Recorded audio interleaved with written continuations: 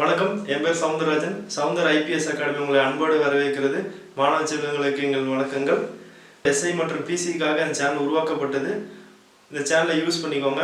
முழுக்க முழுக்க எஸ்ஐ மற்றும் பிசிக்காக இலவசமாக நாங்கள் நடத்துகிறோம். இனிமேல் டெய்லி அப்டேட் உங்களுக்கு வந்துடும்.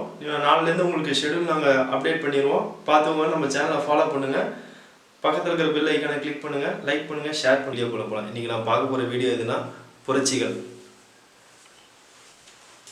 கருப்பு புரட்சி. கருப்பு புரட்சினா பெட்ரோலியம் உற்பத்தி.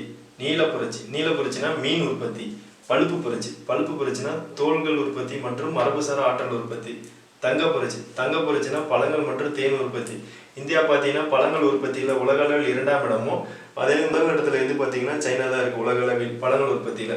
தங்க இலை புரட்சி. சணல் உற்பத்தி. சணல் உற்பத்திக்கு இந்தியாவில் பார்த்தீங்கன்னா அதிகமாக மேற்கு வங்காளத்தில் அதிகமாக தான் உருவாக்குறாங்க. சணல் உற்பத்திங்க அதிகமாக உற்பத்தி பண்ணுறாங்கன்னா மேற்கு வங்காளம்.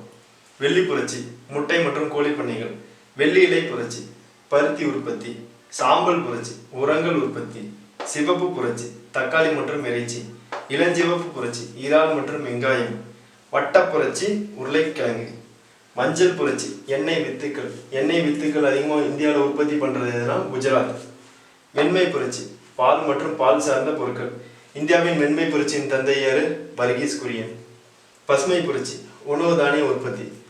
உலக அளவில் பசுமை புரட்சியின் தந்தை யாருன்னு கமெண்ட் பண்ணுங்க. இந்தியாவின் பசுமை புரட்சியின் தந்தை யாருன்னு கமெண்ட் பண்ணுங்க. ஸோ மறக்காமல் உங்கள் ஃப்ரெண்ட்ஸுக்கெல்லாம் ஷேர் பண்ணுங்கள். நம்ம சேனலை சப்ஸ்கிரைब பண்ணுங்கள். பக்கத்தில் இருக்கிற பெல் ஐக்கானை கிளிக் பண்ணுங்கள்.